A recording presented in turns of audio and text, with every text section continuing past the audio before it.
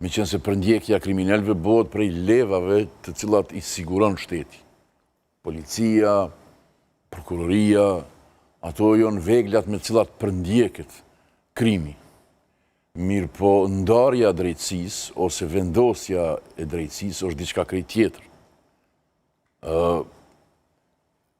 Mendoj që të na jemi shoqëni e cila ka sistem të drejtësisë që pak më pak se 20 vjetë. Kështu që ka vende që kanë sistem drejtësisë që 2000 vjetë. Na kem sistem drejtësisë që 20 vjetë. Edhe për këtyre 20 viteve, na hala se kemi krejtësisht qartë qa është e drejta e qa është drejtësia, e qa është prokuroria, edhe qa është roli shtetit në përpjekjen për me zbatu një farë barazije në trajtim para ligjit.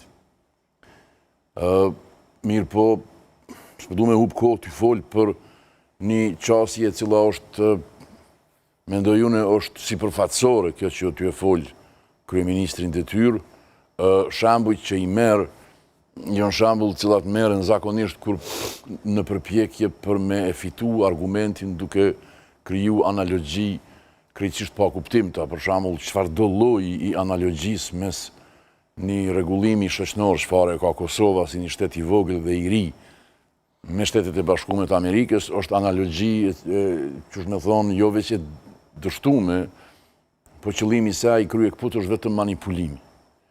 E tash për me diskutu manipulimet dhe manipulueshmërit, mendoj që... Edhe në shumë shka është problematike ta krahasoj edhe vetën me JFK, edhe kryeprokurorin e shtetit me vllaun e tij, por ndoshta si ka shkuar. Demek është marrë edhe me janis me diskutu sa është punë absurde me kriju këso farë krahasimesh e analogjish, lere më mu mundu mi marrë dhe seriozisht. Pyetja që unë mas shumë t'i ashtroj vetit që to cikle zgjedhore është cila o përqindja e votuesve të pavendosur. A është ju shtu ajo përqindje, a është ju zvoglu? Cila është përshtypja juaj?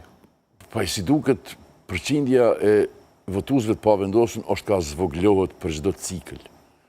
Pra janë duke u forcu edhe t'ju galvanizu bloqet me zveti konfrontuese edhe ajo përqindja e të pavendosënve që i thojnë swinging, lëvizës, është duke u rallu. Mendoj që aktualisht bëhet fjalë për diku 10 deri në 15% maksimumi i njerëzve të cilët nuk e din kënd kanë mi votu që të djeli. Kjo përqindje shumë e vogël e flet për një istikamizim, do të thotë për një mobilizim të taboreve brenda vistrit partijak, i cili duket i shumë llojshëm në sipërfaqe, mirë po në sens bëhet fjalë për 2 kampe. Njëri kamp, ky i kryeministrit në detyrë, ky o kampi i qeverisjes së asistencës.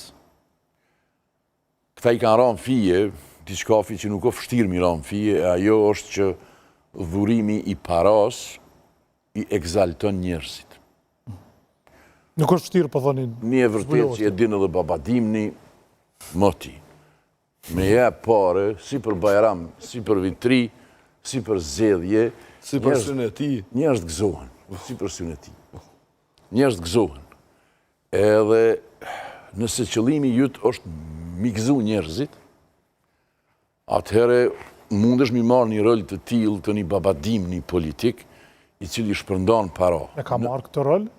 Po unë mendoj që to 6 vjet të fundit, nëse ekziston ndonjë sukses i kësaj qeverisjeje, ajo është shpërndarja e parave në formë gati festive. Shpërndarja e parave cash në përgjirë llogari të banorëve.